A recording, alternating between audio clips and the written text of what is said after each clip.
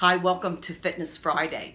So, back to school is just around the corner. Some of the schools in the state of Florida are beginning to begin next week, and I imagine something similar around the rest of the country. I just had lunch with my daughter. I told her I was going to talk about back to school fitness today.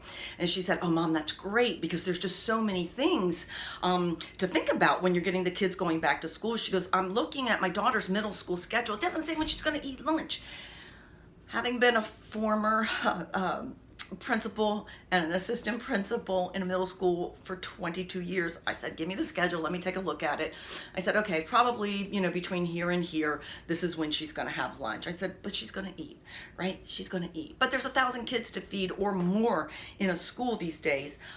So, until everybody works out the kinks, it might run a little bit late. Throw in some extra snacks, but she's going to be fine. She's not going to starve. Same thing if you're putting your kid on a bus. The buses, until everybody gets comfortable and knows the system and where to get the bus, it takes a little while to work out the kinks and get everybody on the right bus. The biggest thing this time of year is about patience, patience, patience. And yes, all the kids get back home. So parents, remember, children pick up on your anxiety when you're super anxious. So kind of calm it down, because I'm going to tell you, you're more nervous than your kids are. The other thing, I've got a couple of things here I want to just touch on today, but I really think it's worth listening to. Your kids will have their schedules down, and this is really middle and high school. They'll have it down in a day or two. Okay, they'll be getting to class, they'll have extra time to talk in the middle of the hallway, and that 4 or 5 minute class change will seem like eternity because they'll have it down pat. You, however, when you go for open house, will have a very difficult time getting to class on time. So when they come home at the end of the first day in the first week, just be open to hear everything that they have to say, and be sure we're putting lots of positive spins on all of the different things that they're sharing with you. To parents, I'm going to talk to parents and teachers. Parents, you've had these fabulous children. They don't get in trouble.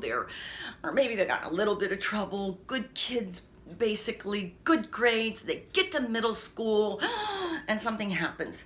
Let me tell you what happens in middle school. The brain development slows. After elementary school, it has a slowing period, and then it picks back up again when kids go to high school. So they're not good decision makers. They forget that for every action there's an opposite and equal reaction. So if you do something and it's not necessarily the right thing, there's a consequence. They don't get to that.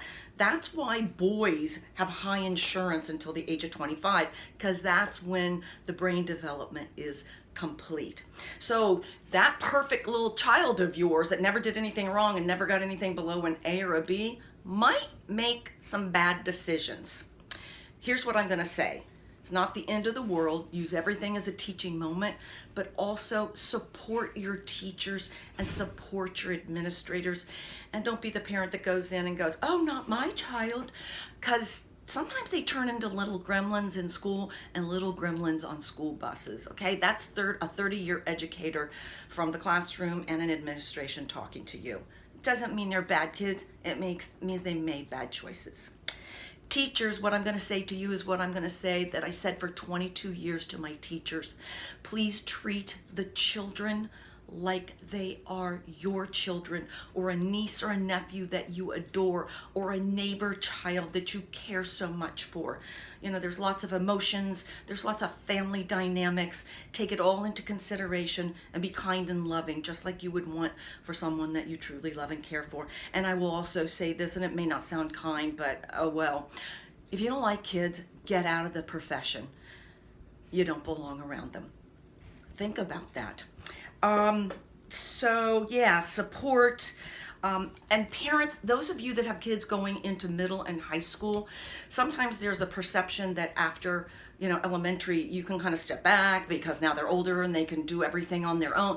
Listen, they need you a whole lot more, and you need to be right on top of what they're doing. We were fortunate enough, my husband was in the fire service, and he was home probably 3 days a week when the girls got home from school, which I thought was fantastic, because pretty much somebody was always here and always with them. You've really got to be on top of what's going on, what they're doing, who they're talking to, and who they're hanging around with.